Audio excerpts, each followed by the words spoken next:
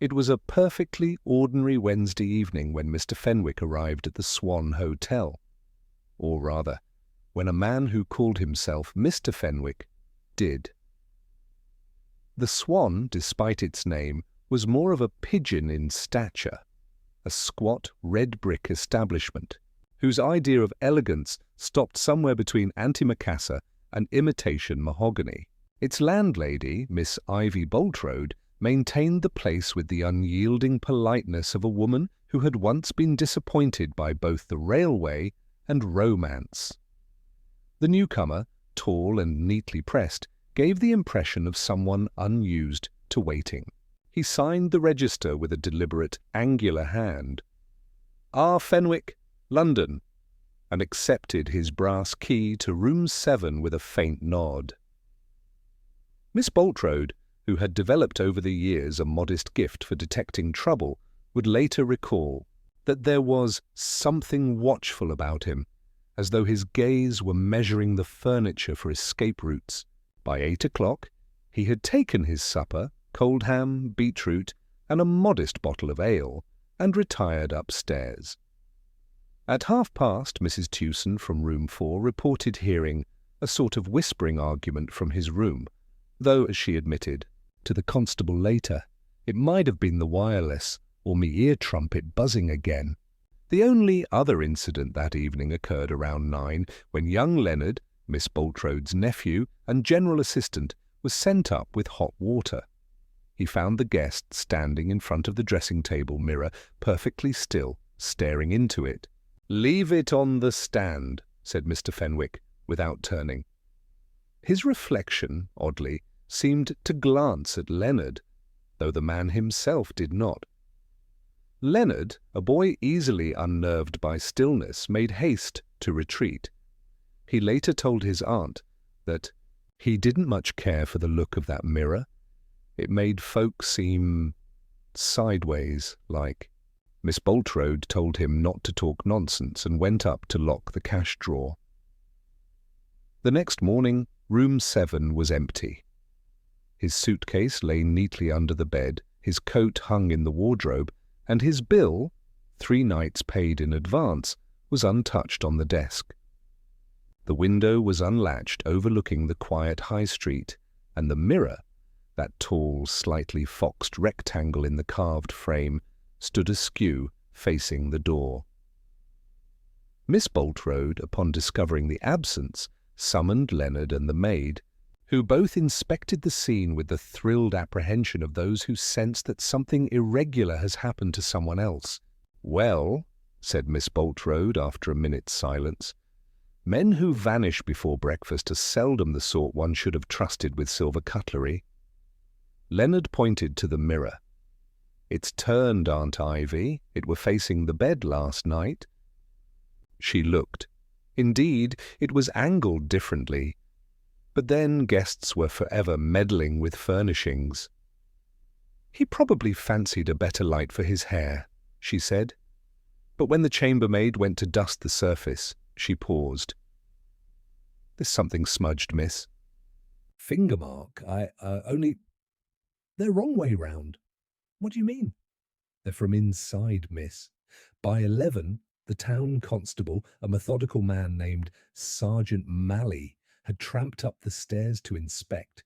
He peered at the mirror, tapped its frame, and concluded that there's nothing in there but glass."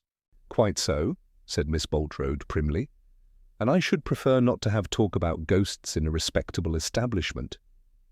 Malley took notes, largely of his own good sense, and agreed that the gentleman had probably gone off early to catch the train, perhaps intending to return. Still, the missing suitcase puzzled him.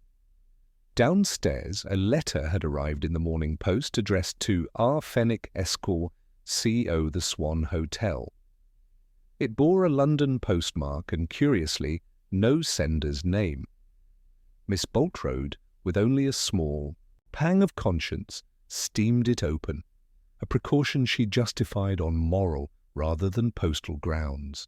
Inside was a single sheet of thick paper with a line neatly typed, "Does it still show her face when the light is behind you?" She resealed it, of course, and said nothing to Sergeant Malley. That evening, when the last of the guests had retired, and the gas lamps along the market square were flickering out, Miss Boltrode passed the closed door of room 7 and paused. The key was still missing from her board. She told herself that she would have a new one cut in the morning, but she lingered a moment longer. Inside, faintly, there came the sound of a single, deliberate creak, like someone shifting their weight before turning to face a mirror. Miss Boltrode straightened, muttered something about old furniture, and went briskly downstairs. In the darkness of room 7, the mirror stood slightly open, its surface now faintly fogged, as though someone had breathed upon it from the other side. By mid-morning, the matter of the vanished gentleman had been thoroughly aired in at least 6 different versions before reaching Inspector Purbright's desk, none of them quite compatible with fact. Flaxborough's talent for embroidery was legendary, and the Swan Hotel provided a generous piece of cloth. According to Mrs. Teetle of the drapery, the missing man had been a chemical specialist, the kind that blew things up for the government. By the time the story reached Mrs. Banbury at the greengrocer's, it had matured into an elopement, gone wrong, involving either a married woman or a trunk full of counterfeit notes. In any case, the post office queue that morning was longer than usual, filled with citizens intent on mailing opinions rather than letters. Miss Ivy Boltrode, for her part, maintained an anxious dignity. She told the police only what propriety required, and very little more. The guests were reassured that room 7 was under inspection, though the true nature of the inspection, moral, physical, or metaphysical, remained uncertain even to her. She had slept poorly. Several times in the night she had imagined she heard faint sounds from upstairs, like drawers being opened. Leonard, sleeping 2 rooms away, claimed to have seen a light under the door when he crept to the bathroom at 2 o'clock. He might have been mistaken, she told herself, but the image persisted, a glow that should not have been there. Sergeant Malley called again after breakfast to make a brief report and a long display of official composure. He said that inquiries at the railway station had yielded nothing. No passenger of Mr. Fenwick's description had taken a ticket since the previous evening. Likely he slipped off early by motor car, Malley suggested. Could have been met down the lane. Miss Boltrode nodded. Or carried off by fairies, she said under her breath, but not so quietly that he missed it. Her remark made its way, slightly improved, into the market square by noon, where it was seized upon by Mr. Puddlethorpe, the newspaper vendor who told everyone within range that the Swan Hotel was fairly humming with unnatural goings-on. He had it on good authority, he said, that the mirror upstairs showed a second figure, a woman, foreign-looking, with eyes like marbles. By lunchtime, the foreign woman had become a governess dismissed in disgrace, and by tea she had acquired a tragic end and a cursed reflection. Flaxborough was never more alive than when it suspected something improper had occurred just beyond its sight. At the police station, Purbright listened to Malley's account without visible interest, his fingers steepled beneath his chin. "See, gentleman," Malley concluded, "was last seen alive at approximately 9 o'clock. No witnesses to his leaving, nothing missing except himself." Purbright nodded slowly. "A rare theft, that." "Yes, sir." Malley hesitated, uneasy under the calm tone. "I'd say there's no evidence of anything criminal. He'll turn up." "Doubtless," said Purbright, "though I should prefer that he did so in Flaxborough rather than, say, in a reservoir." Malley gave a nervous laugh, unsure if it was expected. "I'll circulate a description." "Do. But before that you might ask Miss Boltrode to bring that mirror down. I'd like a word with it." Malley blinked. "With the mirror, sir?" "Indeed. They reflect interesting things sometimes, especially anxieties." When the sergeant had gone, Purbright leaned back in his chair and gazed out at the square below. Flaxborough, in sunlight, looked as mild and law-abiding as a painting on a tea-caddy. But the inspector had long since learned that in such towns the truly interesting crimes were never the noisy ones. They came dressed in propriety, wrapped in lavender scent and mild respectability. By 4 o'clock, the matter had drawn an audience at Mrs. Prowse's tea-room, where the regular patrons arranged themselves according to curiosity rather than appetite. Mrs. Prowse herself, stout and alert, contributed the view that the gentleman was not what he seemed, a phrase that caused agreeable ripples of unease. "Foreign, do you think?" asked Miss Ransom, whose reading of women's magazines lent her confidence in mysteries. Mrs. Prowse pursed her lips. "Possibly theatrical. I never trust a man with fine handwriting." At a nearby table, Mr. Pomfret, who owned the bookshop, listened with amusement. He had sold the stranger a local guidebook only 2 days earlier, a dull little volume containing histories of inns and odd folk tales about mirrors, wells, and things glimpsed in moonlight. The purchase had struck him as curious but not worth remarking upon until now. He folded his napkin with slow precision. "You may find," he said quietly, "that the man was not looking to leave Flaxborough at all. Some people come here to find themselves, and others find rather more than they intended." His remark was met with silence, then enthusiastic agreement from everyone except Mrs. Prowse, who disliked sentences that could not be easily gossiped. By evening, Inspector Purbright had received a dozen fresh reports, each confirming less than the one before. He walked home through the square at dusk, passing the Swan Hotel with its discreetly drawn curtains. A faint light burned behind the second-floor window of room 7, though no one had been assigned there. He paused on the pavement, considering the building with mild curiosity. It was not the first time Flaxborough had entertained a disappearance, but this one, he thought, had a certain domestic oddness, the kind that began, as so many of them did, with a small untruth politely told and dutifully maintained. When he resumed walking, the light in room 7 flickered once, as if in acknowledgment, and in the quiet street below, the inspector smiled faintly, an expression that might have meant nothing at all, or quite the opposite. The following morning arrived pale and windless, the kind of day that seemed to make the whole town hesitate before deciding what to do with itself. The Swan Hotel, however, had made up its mind early. It would behave as though nothing whatsoever had happened. Miss Bultrode saw to that. The breakfast service began precisely at 8, and the bacon was presented with such formidable cheer that only the most obstinate conscience could have tasted unease beneath it. Inspector Purbright arrived a little before 10, his hat respectfully brushed, his expression one of mild benevolence.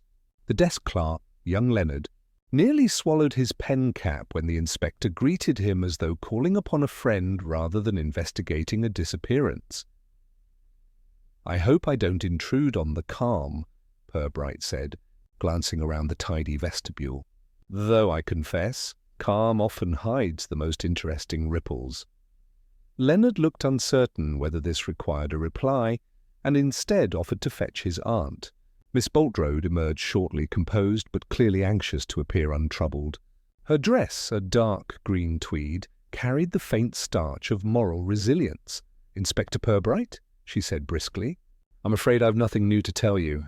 The gentleman simply, departed, so I understand." Purbright inclined his head. "May I see the room?" She hesitated just long enough to imply that police work should ideally be confined to the station, then led the way upstairs. Her heels clicked with purpose. Room 7 awaited at the far end of the corridor, the door closed and key newly cut, as promised. When she opened it, the faint scent of lavender polish drifted out, along with something else, dust perhaps, or an absence too sharp to be ordinary. Purbright stepped inside. The room was neat, its furniture squarely aligned, the air heavy with the peculiar stillness of a place that remembered being watched. His gaze lingered on the dressing table. The mirror stood straight now, freshly cleaned, but he noticed at once that the surface, though spotless, seemed to catch light unevenly, as if some faint film resisted the cloth. "New polish?" he asked lightly. Miss Bulstrode flushed faintly. "Just vinegar and newspaper. Works wonders." "Ah, yes." "It usually does." He bent closer, studying the glass. "You mentioned to the sergeant that the guest seemed—" "Unsettled?" "I wouldn't say unsettled," she replied, adopting the voice of someone adjusting her opinion mid-sentence. "Reserved, perhaps. He did speak oddly of reflections, though. Said he disliked seeing himself in poor light." "I thought it vanity." "Vanity is a comforting explanation," Purbright murmured. He turned toward the bed, its coverlet perfectly smooth. "No sign he meant to leave?" "None. His case still under there, as you'll see. And he'd paid 3 nights in advance." Purbright crouched to glance beneath the bed. The suitcase lay precisely where she said, unopened. He drew it out carefully and tried the latch. Unlocked. Inside were shirts, a shaving kit, and a thin, leather-bound notebook without a name. On the inner page, in fine, deliberate writing, were the words, "Room 7, the Swan, to be observed." He closed it quietly. "A tidy man," he said. "Tidy men rarely vanish without a trace. They leave some clue, even if it's merely to show how tidy they were." Miss Bulstrode's composure wavered. "You don't think there's been anything unpleasant?" "I rarely think so until proven otherwise," Purbright replied. "But though unpleasantness does have a way of arriving uninvited." He moved toward the window. It overlooked the market square where townsfolk were already assembling to witness any development that might later be retold in moral tones. "The latch was open when you found it?" he asked. "Yes, but the window's high." "He couldn't have gone that way." "Not comfortably, no." Purbright traced a finger along the sill, then frowned faintly at a smudge that might have been soot, or perhaps the faintest mark of a shoe sole. He made no comment. Instead, he straightened and looked once more at the mirror. "You've had this long?" "Only a few months. Bought it second-hand from an estate sale, through a Mr. Lacey who deals in such things." "Ah, mirrors do travel interesting paths." "One never quite knows what they've seen before arriving." Miss Bulstrode gave a short, uncertain laugh. "I don't believe in that sort of nonsense, Inspector." "Nor do I," said Purbright pleasantly, "which is why it interests me when others do." He examined the back of the frame. There was a tiny chip in the wood, the kind left by a nail that had been removed and replaced. He noted it silently, then stepped back. "Did he receive any visitors?" "None, unless you count the postman." "There was a letter." She hesitated, then produced it from her apron pocket. "It came the morning he vanished." "I didn't. Well, I thought it best not to pry." Purbright accepted it with an expression of polite disbelief. He turned it over, noting the faint steam mark along the flap. The single typed sentence inside was the same one she had read before. "Does it still show her face when the light is behind you?" He folded it carefully. "You're certain he read this?" "I can't be sure." "It was still at the desk.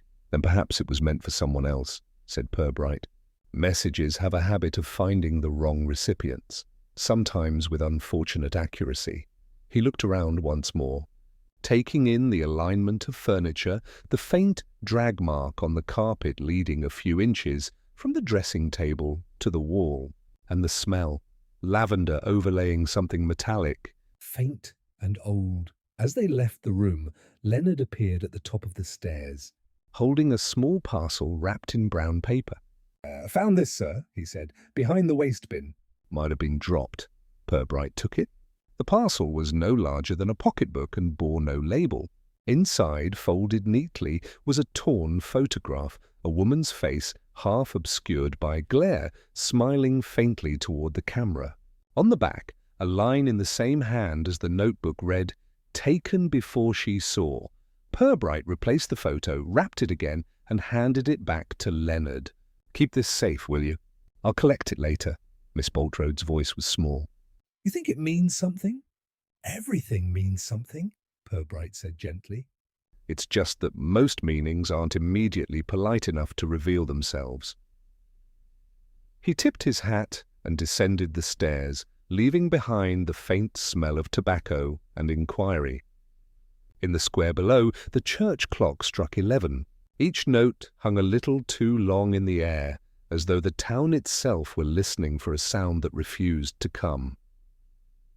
Purbright walked slowly toward the station, the thought forming in his mind, not yet a conclusion, but the kind of quiet curiosity that in Flaxborough tended to end in revelation.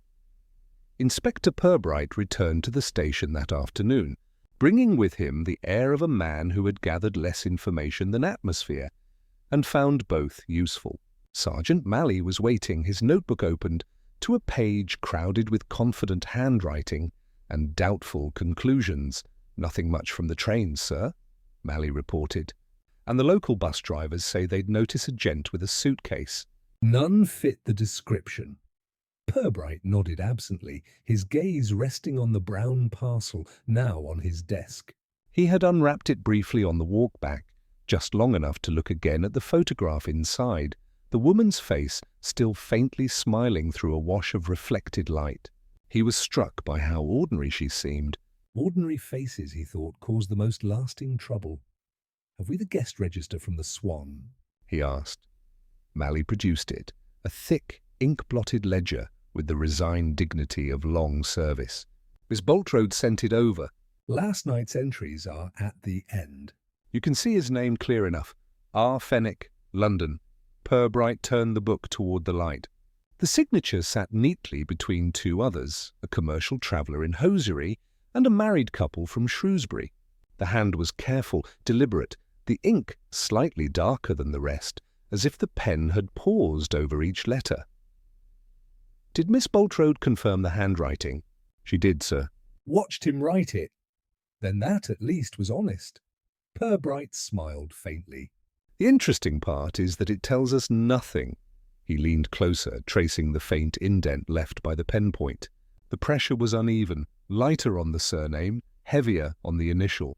"A man uneasy with his own name," he murmured. Malley blinked. "You mean it's false?" "Possibly. People seldom press so hard when writing themselves." He turned another page, studying previous entries.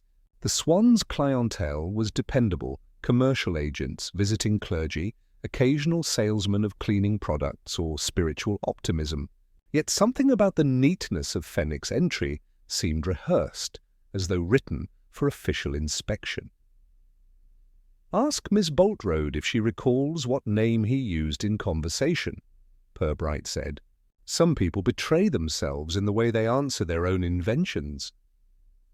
Malley jotted the instruction with unnecessary force. "And the suitcase, sir?" "I expect we shall open it properly once we've done our manners." Purbright's tone was mild, but his eyes narrowed slightly. "A suitcase left behind is either a message or a misdirection. Either way, it's impolite to hurry." The afternoon light faded behind the frosted windows, turning the office grey and close. Purbright leaned back, letting silence settle. Outside, the square murmured with the late bustle of shops closing and rumours reopening. At 5:30, Miss Boltrode herself arrived, brisk but pale, carrying a tray with 2 cups and, more importantly, her self-control. "I thought you might prefer to question me directly," she said, setting the tray down with the finality of someone accustomed to hospitality as defence. Purbright thanked her and poured the tea. "Your courtesy does you credit." "I gather you've thought more about Mr. Fenwick since we met." She folded her gloved hands. "A great deal, Inspector. The truth is, I cannot reconcile his manner with his disappearance. He was polite, quiet, and, well, normal."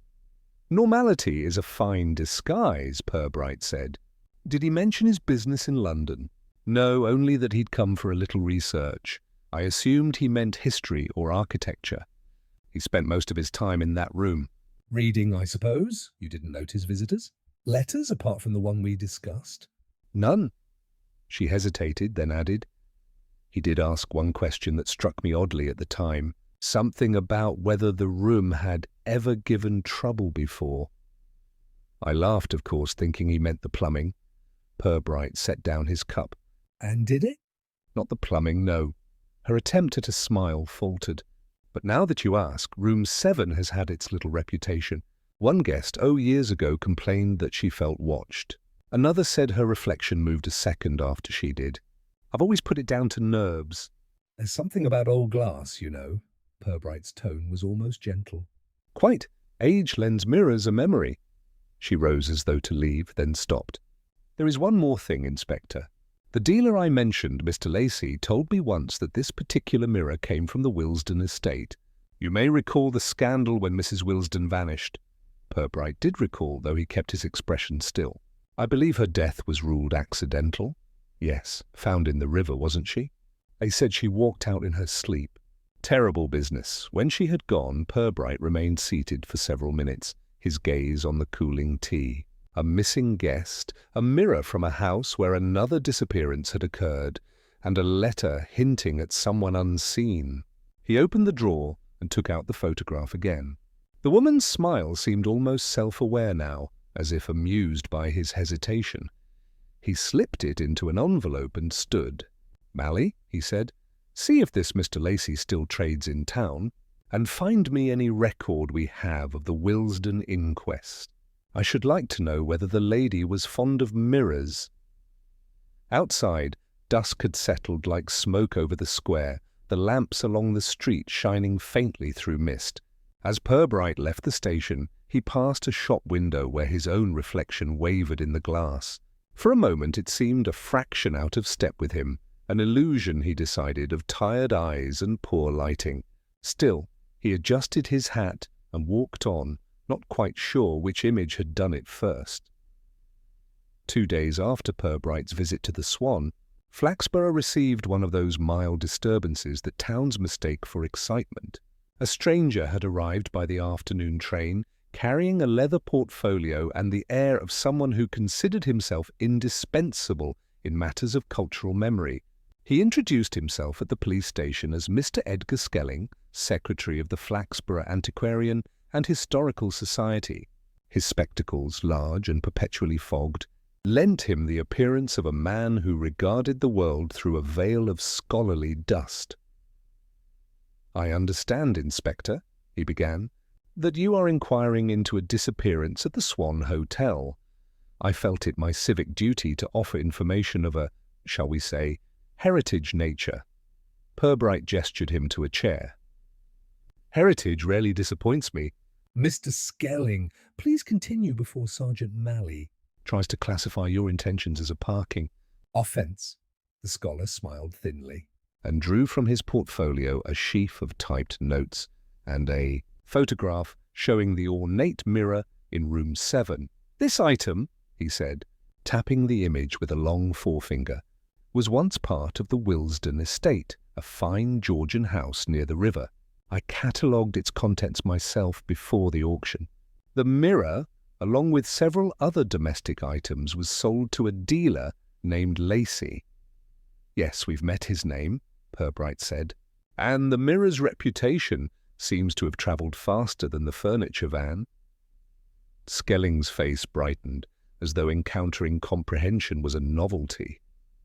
"Indeed, Inspector, it's rather a notorious piece locally, though, of course, one must separate legend from fact. The Willesden mirror was said to have belonged originally to a Lady March, early 19th century, who was reputed to use it for spirit communication. He lowered his voice reverently on the phrase, as though invoking a delicate relic. I dismissed it as the usual romantic nonsense until Mrs. Willesden vanished." Purbright regarded him mildly.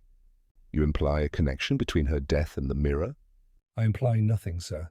"I merely note that the lady's maid once swore her mistress had developed an aversion to seeing her reflection, covered every mirror in the house for weeks before she disappeared.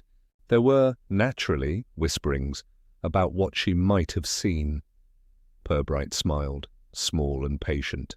"Flaxborough always whispers. It shouts only when mistaken." Skelling chuckled uncertainly. "Quite.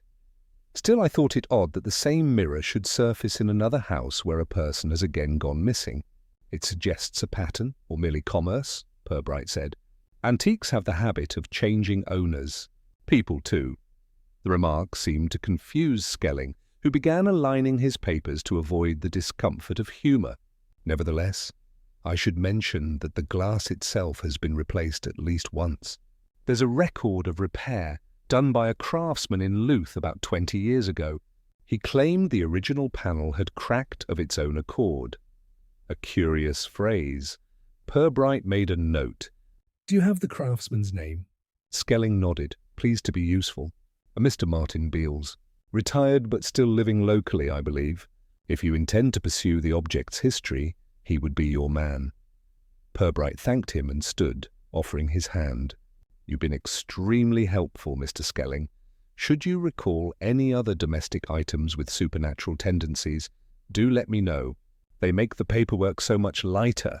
The scholar departed, reassured by official interest and faintly unsettled by the inspector's manner. When the door had closed, Malley looked up from his desk. Do you think there's anything in it, sir? About the mirror? There's something in everything, Malley, Purbright replied. Usually dust. Occasionally, guilt. That evening, Purbright walked down to the riverside path leading toward the derelict Willesden house.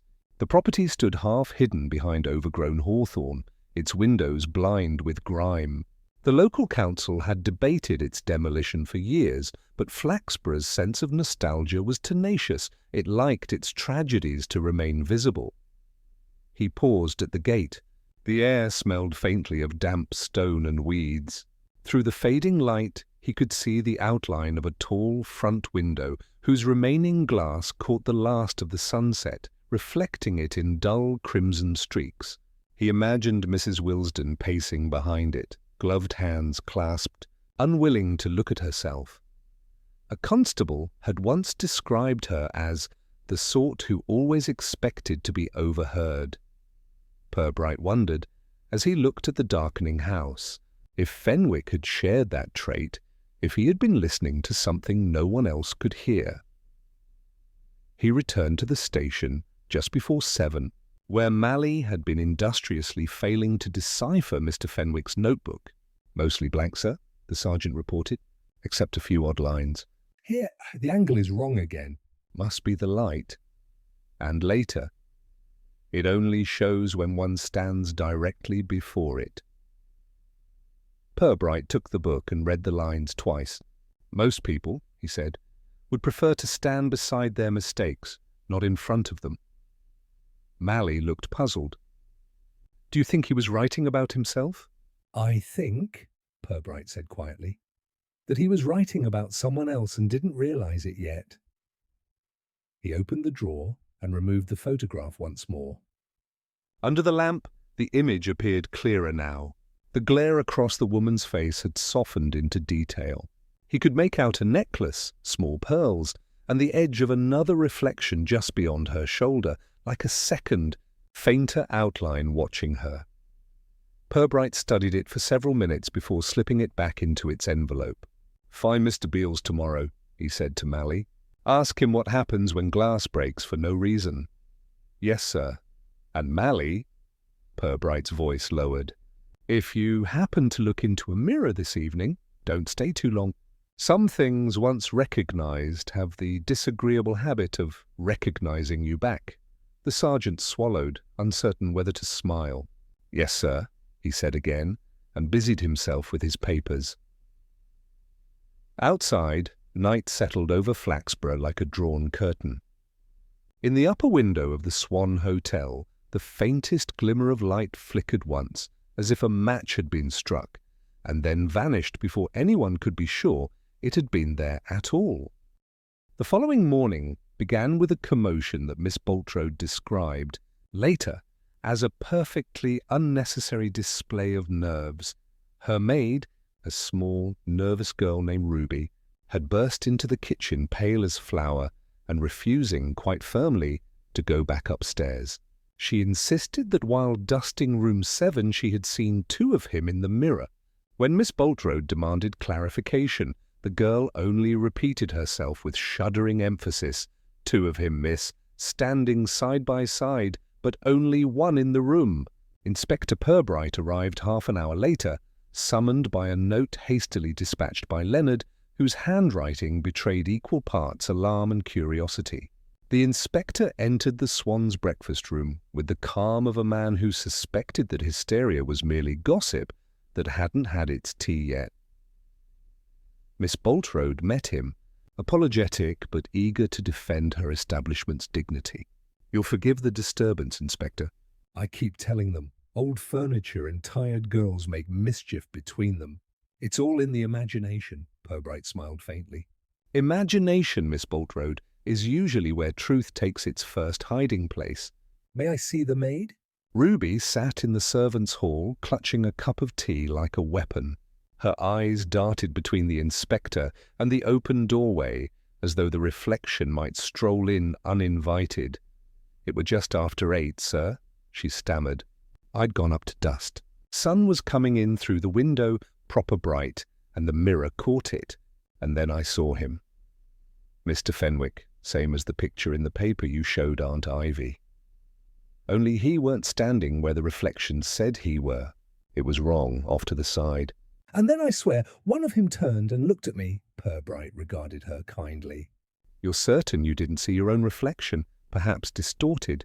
I know my own shape, sir. This one smiled. She shuddered. Only it weren't a nice smile. More like when someone's pleased you've made a mistake. He thanked her and suggested she take the morning off, which she accepted with indecent haste. When she had gone, he turned to Miss Bultrode. "Has anyone been in that room since my last visit?" "No, Inspector. Except for the girl, of course. I've had it locked at night." "Good, let's have a look, shall we?" They climbed the stairs together. The key turned reluctantly, as though the door had acquired opinions about being disturbed. The room lay as before, orderly, sunlight spilling across the bedspread, dust motes drifting like small secrets in suspension. Purbright moved directly to the mirror. It stood exactly where it had before, but something about the surface caught his attention. He bent closer.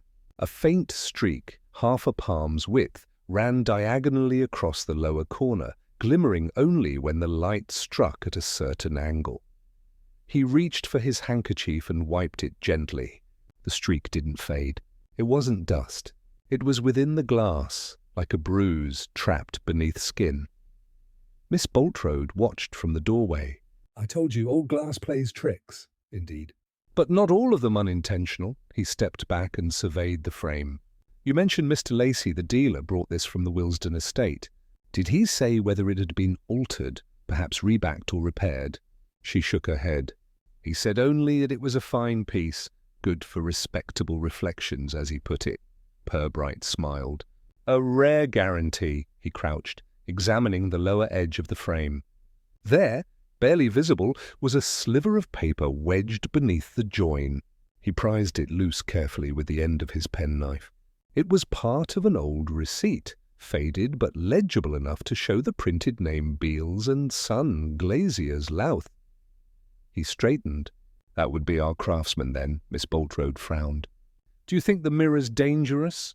"I think," he said, "that certain objects have a talent for reminding people of what they'd rather forget, which, in a nervous household, can prove fatal to nerves." He locked the door again and pocketed the scrap of paper. As they descended, the hallway seemed cooler, as if the room above had drawn warmth from the air. Back at the station, Purbright found Sergeant Malley waiting with notes from his morning errand. "Saw Mr. Beales, sir. Retired glazier, lives out by the canal. Nice old fellow, talkative. Says he remembers that mirror clear as day." "Did he indeed?" "Oh, yes. Said it came to him cracked right down the centre. The owner, Mrs. Willesden herself, brought it in. Claimed it split while no one was near it. He replaced the panel, same frame, but she seemed anxious about something."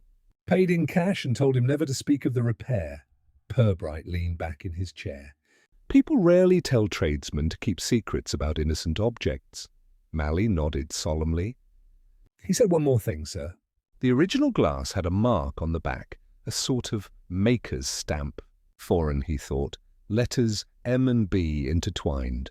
Said he scratched it off before fitting the new pane, Purbright's. Hand stilled on the desk. MB, the same initials found on the note. Inside Fenwick's book. did Beales recall? Where the old glass went? He thinks he threw it out, sir. Into the canal behind his workshop. People are always throwing things into water, Purbright murmured. It's the nearest thing we have to forgetting. He rose and crossed to the window. Outside, the late afternoon sun flashed in the panes opposite, each momentary gleam like a silent signal. Mally will pay Mr. Beales a visit tomorrow. In the meantime, have someone keep an eye on the Swan. If any guest reports two of themselves, I'd like to hear which one pays the bill. Mally chuckled uncertainly, but Purbright's expression remained thoughtful. He was remembering Ruby's trembling insistence. It smiled when it shouldn't have. Such things could be dismissed as imagination, yes. But then imagination was simply a mirror of the mind, and sometimes it reflected back something real. As evening settled over Flaxborough, the inspector's gaze lingered on the window glass until his own face began to double faintly in it. The second image seemed to hesitate a moment longer before turning away.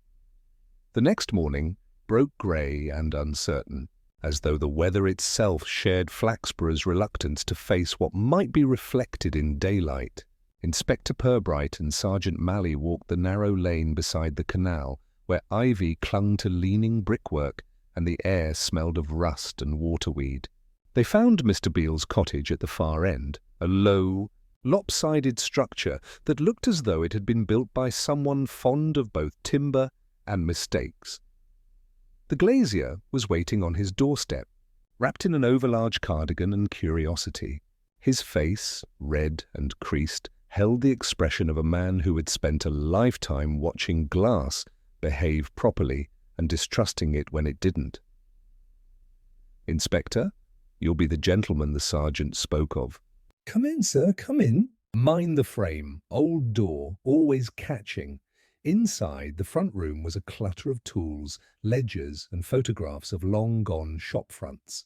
A faint chemical tang hung in the air, mingling with the sharp, clean scent of cut glass. Purbright accepted the chair offered and waited while Beales poured tea with a steadiness that betrayed pride in his profession. "You mended a mirror for Mrs. Wilsden some years back," Purbright began. Beales nodded, setting down the pot. "That I did, sir. Fine old piece, ornate frame, but the glass was peculiar. Cracked clean down without cause. No pressure, no fall, just split. She brought it herself, I remember, wrapped in a sheet as if it were a child. Told me to keep quiet about it." I thought she was frightened, though she put on a brave face. What frightened her, do you think? Hard to say, Inspector. But she kept glancing at the bit that broke, like it might start talking. I noticed something odd on the back of the pane. A mark, letters twined together, fancy work. M&B it looked like. I scraped it off when I fitted the new glass. Didn't want to risk a flaw showing through. Purbright's voice stayed mild. And the old glass? I dumped it out back, into the canal. Didn't want broken mirrors lying about, bad luck or not. Did she ever come for it again? Beales shook his head. Not a week later, they said she drowned. Never came near my shop again, alive or dead. Purbright regarded the man for a moment. Do you still have her bill? The glazier's brow furrowed. Somewhere, perhaps. I never throw anything out that's properly paid for. He shuffled to a cabinet stuffed with dog-eared receipts, each a relic of modest transactions long concluded. After several minutes of riffling and muttering, he produced a folded yellow slip. Here, that's hers. See, March of '39. But funny thing, I had 2 copies once.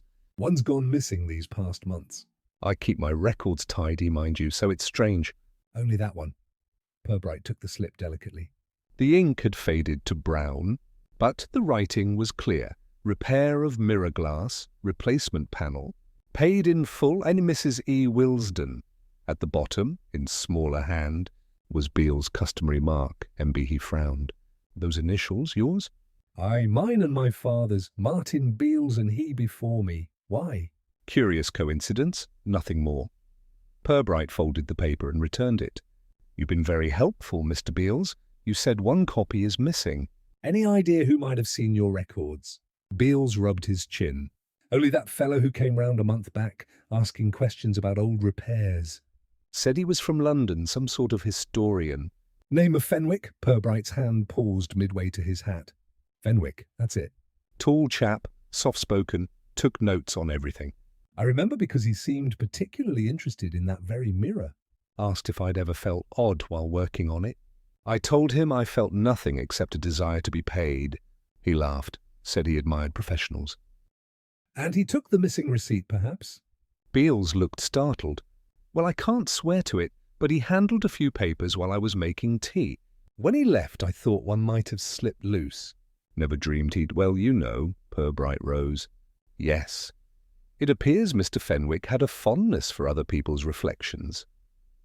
As they left the cottage, Mally exhaled a long breath of cold air. So Fenwick knew about the mirror before he ever checked in. Seems more like a collector than a guest. Collectors are dangerous creatures, Mally, Purbright said quietly. They seldom know when to stop collecting. They walked back along the towpath in thoughtful silence.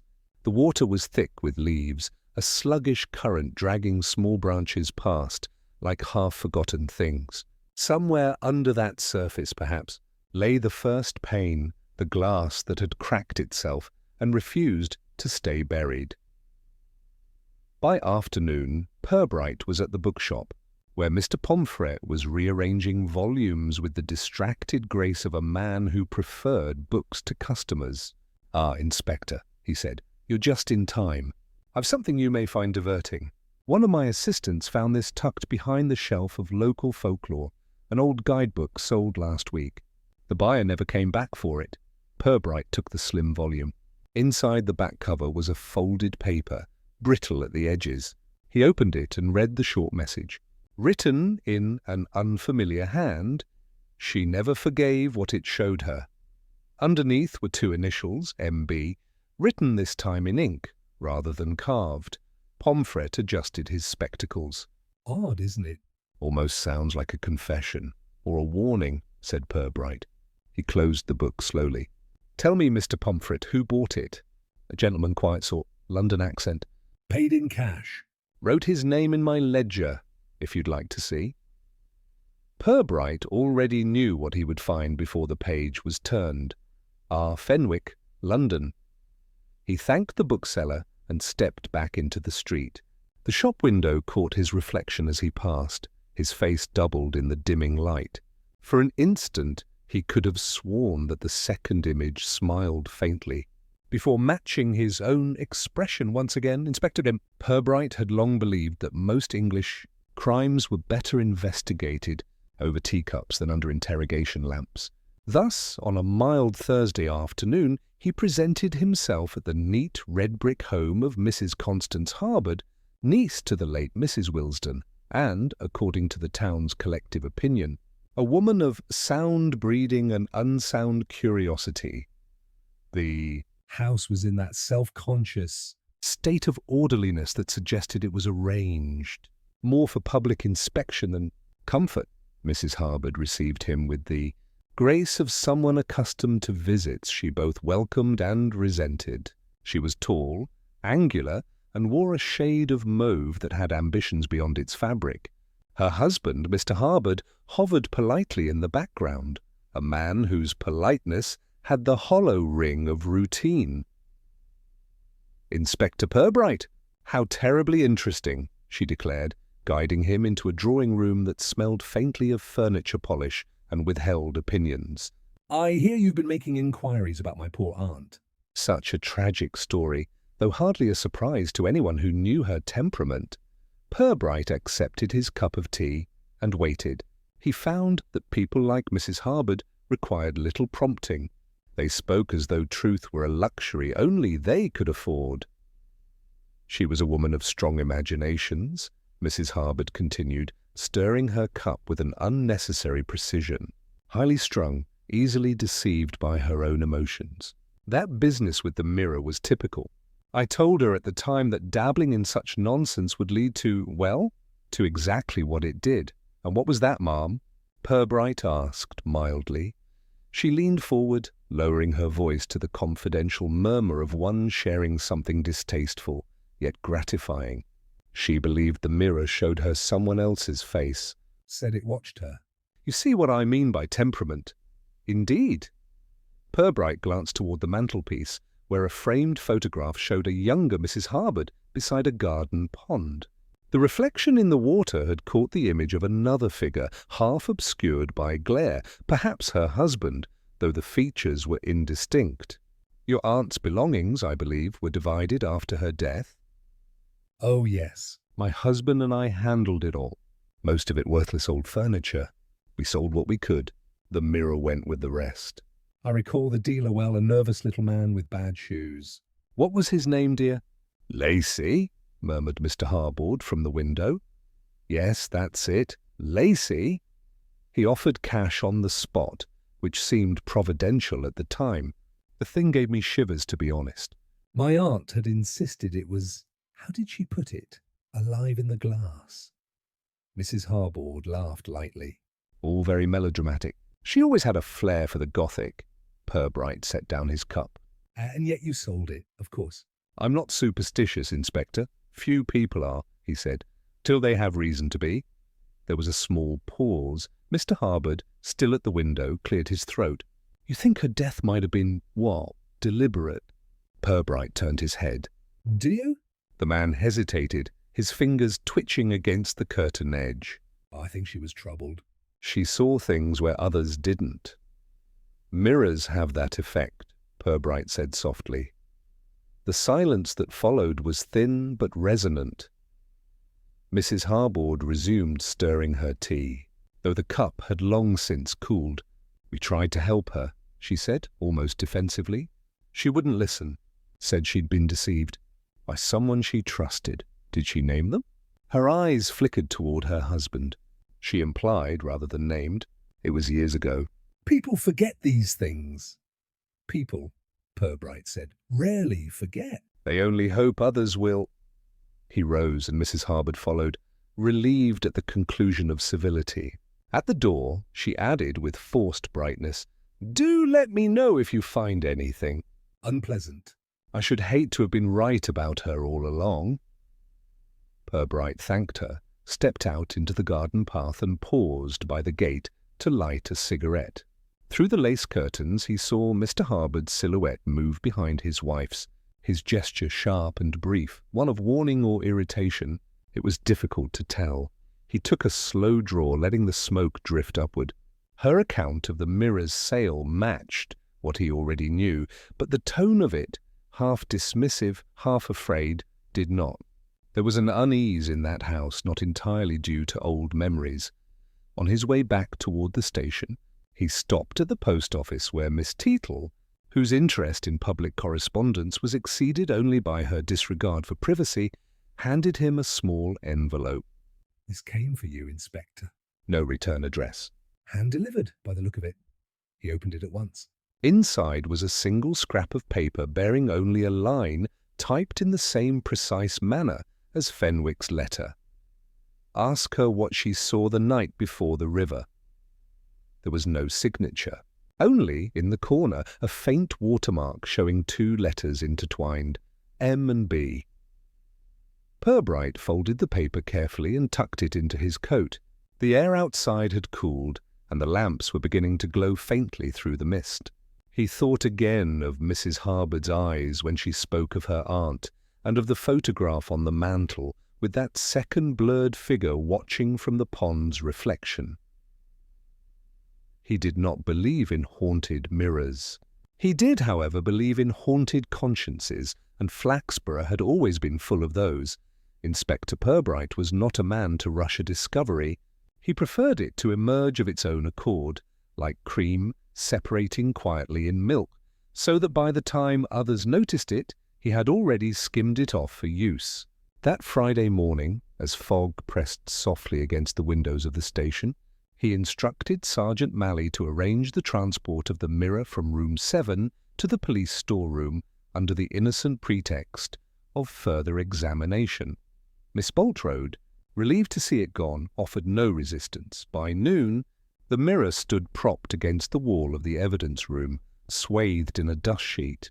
Purbright observed it as though it were a sleeping animal, uncertain whether to wake it. "We'll hold a little demonstration," he said to Malley.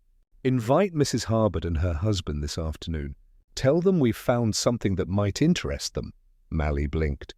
Shall I say what it is, sir? No, Mally. People are far more truthful when they arrive expecting flattery and find themselves reflected. Instead, the Harbards appeared shortly before. 4. Mrs. Harbord was dressed for indignation at a high-necked blouse and the expression of one who anticipated inconvenience. Her husband followed with quiet reluctance, his eyes dull with caution. Purbright greeted them with the calm civility of a man about to commit a mild social offence. "Thank you for coming," he said. "There's just a small matter concerning your late aunt's belongings. You'll recognize this, I think." He gestured to the mirror, now uncovered. It leaned slightly forward, catching the lamplight and throwing it in soft tremors across the floor. The glass, newly cleaned, seemed too bright for the dim room, as though it produced its own light. Mrs. Harbord laughed uneasily. "Really, Inspector, you needn't go to such trouble. I told you I've no interest in that dreadful thing." "Nevertheless," said Purbright gently, "perhaps you'd indulge me." "Would you stand before it just for a moment?" Her husband shifted. "Is this quite necessary?" "Entirely unnecessary," Purbright replied, "which is why it may prove revealing." The room was silent save for the faint hum of the electric lamp. Mrs. Harbord hesitated, then stepped forward, chin raised. Her reflection met her gaze squarely. "Now," Purbright said softly, "move a little to the left." She did. The reflection did not follow. A tremor passed through her shoulders, too slight for anyone else to remark. Her voice, when it came, was brittle. "Some trick of the angle, possibly," Purbright agreed. "Mr. Harbord, would you join her, please?" The husband complied reluctantly, standing beside her. Two figures in the glass, one composed, one pale. For a long moment nothing changed. Then, quite unmistakably, the reflection of Mrs. Harbord's face turned toward her husband before she herself moved. She gasped, stepping back. "Stop it! Turn it off!" "There's nothing to turn off," Purbright said quietly. "It's only light and surface. Yet, interestingly, it reacts to neither as it should." Mr. Harbord had gone rigid, his eyes locked on the glass. "It's a trick," he muttered. But his voice trembled. Purbright stepped closer. "The glazier who repaired it years ago said the original pane bore a maker's mark, M and B entwined. Your aunt's initials, Mrs. Harbord, but not hers alone." The woman's lips parted. "What do you mean?"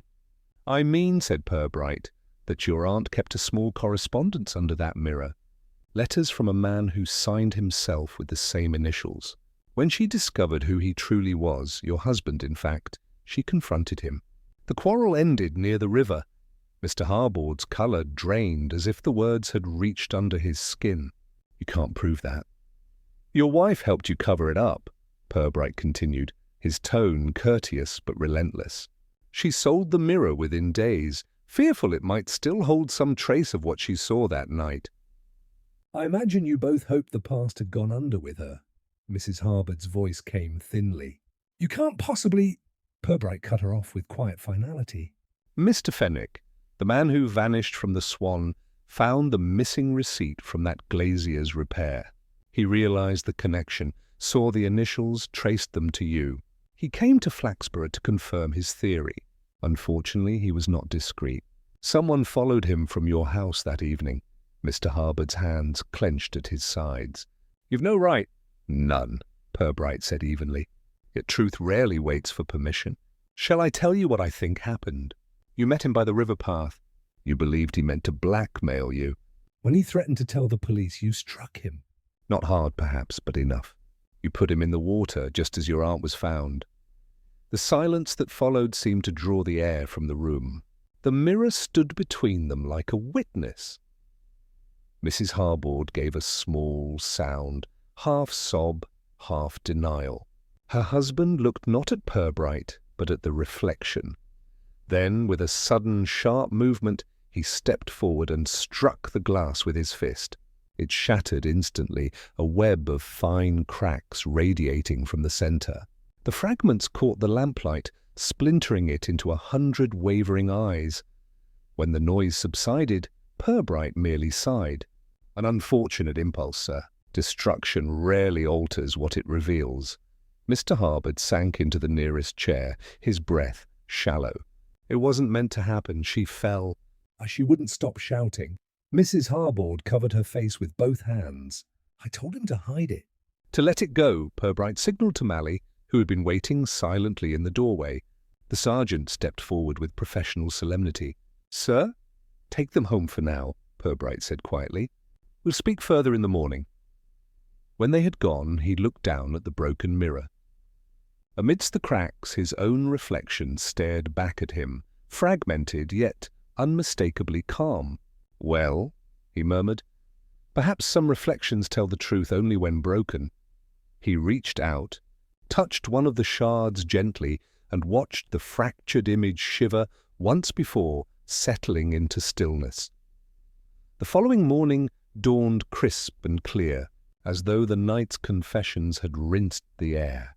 Flaxborough, however, remained blissfully unaware of the small human wreckage hidden within its respectable walls. The Swan Hotel reopened room 7 to daylight, oblivious to the role its mirror had played in the quiet undoing of two souls. Inspector Purbright sat at his desk reviewing his notes, while the kettle on the filing cabinet whistled with patient insistence. Sergeant Mally entered with his usual mixture of curiosity and unease. "They both signed statements, sir." The husband gave a full account after an hour or so. The wife, well, she didn't deny much once he began talking. Purbright nodded. "There's a certain relief in confession. It spares people the trouble of keeping up appearances." Mally hesitated. "Do you believe them, sir?" That it was an accident. Purbright considered this, staring at the curling steam from his cup. I believe that he didn't mean for her to die, he said slowly, but he meant to silence her. The difference, as the law sees it, is mostly one of convenience. He closed the notebook gently. "Sit down, Mally. You might as well hear how the pattern fits before we put it away." The sergeant pulled up a chair, grateful for the inspector's rare inclination toward exposition. "You see," Purbright began, "Mr. Fenwick, our missing guest, wasn't the sort of man who vanished without purpose. He'd been tracing a line of curiosities, items from local estates with curious histories attached to them. That mirror, once belonging to Mrs. Wilsden, was one such piece. It had already witnessed one disappearance, the aunt's. He believed the two events were connected, though not by supernatural means. Mally frowned. "Then what did connect them, sir?" Human nature, Purbright said. Mrs. Wilsden was not mad, as her niece preferred to suggest. She had discovered her husband's infidelity, or thought she had, with the niece's husband, Mr. Harbord. There were letters hidden behind the mirror frame which she meant to expose. The quarrel that followed ended by the river. She slipped or was pushed. It matters little now. Her niece, perhaps out of guilt, perhaps practicality, sold the mirror to rid herself of the reminder. But guilt, Mally, is a poor tenant. It leaves traces in the furniture. The sergeant shifted, half fascinated, half uneasy. And Fenwick found out? Exactly. The glazier's record, the initials on the receipt, MB, led him back to the family. He came here intending to confirm his theory. I think he went to see the Harbords the night before he disappeared. He must have shown them the evidence. It's likely he thought to frighten them into a confession or perhaps a payment. Mr. Harbord, already carrying 20 years of fear, reacted as frightened men do, violently and stupidly. A blow, a push, then the river again. It seems Flaxborough is fond of repetition. Mally rubbed the back of his neck. And the mirror, sir? Purbright smiled faintly. Merely a piece of glass, though a conveniently symbolic one. Still, it served its purpose. It reflected more than faces. It reflected their lies back at them. People see what they expect to see, Mally. Mrs. Harbord saw her own guilt, Mr. Harbord his own crime. As for the maid, she saw two figures because, in a sense, there were two. One dead, one living, and neither willing to leave the other in peace. The sergeant looked at him uncertainly. So it wasn't, anything odd? Only the usual oddness of the human heart, said Purbright. That's enough for most hauntings. A pause settled between them, filled only by the ticking of the clock and the faint bustle of the square beyond. The ordinary sounds of Flaxborough resumed as though no one had drowned, confessed, or disappeared, only mislaid time itself. "Will they hang, sir?" Mally asked quietly. "Not likely. The Crown may settle for manslaughter. The law is sometimes merciful when people are sufficiently ruined." He rose, adjusting his jacket. "Send a note to Miss Boltrode. She'll want to know room 7 is cleared of police interest." Tell her the mirror can be collected when she wishes. Mally blinked. "The broken one, sir?" "The very same. It may serve her guests better now it shows only fragments. Wholeness is far too revealing." Later that afternoon, Purbright walked through the town, his stride unhurried. The Swan's sign creaked softly in the breeze. Miss Boltrode, standing at the doorway with her usual briskness, caught sight of him and called out, "All settled, Inspector?" "For now," he said, pausing at the threshold. "I should recommend replacing that mirror with something more cheerful. Perhaps a painting of cows." She pursed her lips. "I prefer something that reflects well on my establishment." He smiled faintly, and perhaps nothing at all. When he left, the market square was easing into twilight. The shop fronts shone briefly in the sunset, and for a fleeting moment every pane of glass seemed to hold an echo of light that didn't belong entirely to the sun. Purbright paused, catching his own reflection in a window. It looked back calm and grave, exactly as expected. Yet he fancied there was something in its eyes, a mild, knowing amusement, as though it had already solved the next mystery waiting beyond the glass. He walked on, the sound of his footsteps blending into the evening quiet, until Flaxborough once again became a town entirely without incident. In the week that followed, Flaxborough resumed its habitual rhythm, as if the entire business of missing men, drowned women, and confessional mirrors had been no more than a passing interruption to its routines. The Swan Hotel reopened room 7 to new guests, though Miss Boltrode insisted upon a modest rearrangement of its furnishings. The mirror, or what was left of it, had been removed and replaced with a cheerful landscape of cows grazing in improbable sunshine. When asked by a curious visitor whether the room had any history, Miss Boltrode replied with grave composure that it had known one or two individuals of limited moral stability, but was otherwise as respectable as any in the county. Her nephew Leonard, however, continued to glance uneasily at the dressing table each time he entered, convinced that light still shifted oddly along the wall. He said nothing of it, having learned that silence in Flaxborough was both safer and more employable than speculation. The Harbards, meanwhile, had been taken to a quiet facility outside the town to await further proceedings. The newspapers, eager for melodrama, gave the affair one day of prominence before moving briskly on to a scandal involving a vicar's niece and a choir outing. By Friday, no one mentioned the mirror except Mrs. Teetle, who had developed a theory that it had once hung in the palace of a Romanian countess, a notion she defended against all evidence. Inspector Purbright found himself once again surrounded by paperwork of a more domestic variety. Thefts of bicycles, a brawl at the station buffet, and a complaint about the indecent placement of a shop mannequin. He dealt with each in turn, his manner as mild and imperturbable as ever. If anyone inquired about the Swan's vanished guest, he replied that the matter was closed, and the river had offered up all it intended to. On the following Monday, he strolled through the market square at noon, enjoying the faintly burnt aroma of roasted chestnuts mingling with the less poetic scent of municipal cleaning fluid. The townspeople greeted him with the easy respect reserved for someone who knew everyone's secrets but chose, politely, not to mention them, at the window of Pomfret's bookshop. A new display had appeared, local histories, Victorian ghost stories, and front and centre a small placard that read, "Haunted Flaxborough, Tales of the Curious and the Lost." Inside, Mr. Pomfret was already recounting the story of the mirror that showed two faces to a small audience of tourists, embellishing freely. When he noticed Purbright, he winked. "Ah, Inspector, Your investigations have given us our most popular attraction since the bishop's skull was mislaid." Purbright smiled. "Then I'm pleased to contribute to civic enterprise, though I'd advise against mirrors in your display. They tend to complicate things." He continued toward the police station, pausing only once outside the post office, where Miss Teetle was polishing the brass letterbox with suspicious diligence. She looked up brightly. "You'll be relieved to know, Inspector, I've been keeping my looking-glass covered at night, just in case." "An excellent precaution," said Purbright. "Though I suspect the glass fears you more than you fear it," she tittered, uncertain whether she had been complimented, and he moved on. By late afternoon the sky had dimmed to its habitual pewter, and rain began to dust the cobblestones. Purbright lingered at his office window, watching the reflections shimmer and distort beneath passing lamps. It was the sort of view, he thought, that Flaxborough preferred.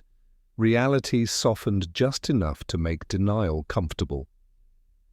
He turned back to his desk, where a fresh stack of reports awaited, and began writing with unhurried precision. At 5:30, he reached for the small envelope that had arrived earlier by internal mail. Inside was a single line written in an unfamiliar, elegant hand. "Truth is what remains after all else has vanished." There was no signature, only the faintest watermark, M and B intertwined. He regarded it for a long time before sliding it into a drawer with quiet amusement. Some puzzles, he thought, were better left politely unresolved. As evening settled over the town, the lamps along the square flickered to life, their reflections rippling across rain-slick windows. The Swan's sign swayed gently in the wind. From an upstairs room came the faint sound of laughter. New guests, unconcerned with ghosts or guilt, testing the bed springs and the patience of Miss Boltrode's housekeeping standards. Purbright locked his office, adjusted his hat, and stepped into the drizzle. The smell of wet stone rose around him, familiar and oddly comforting. He walked without hurry, the rhythm of his steps merging with the murmur of the town returning to itself. At the corner, he passed a shop window and caught his reflection briefly in the glass. Dim, ordinary, unremarkable. Yet, as he turned away, the faintest impression lingered, as though the image had hesitated for a heartbeat before following. He smiled just once and continued on into the soft, persistent rain.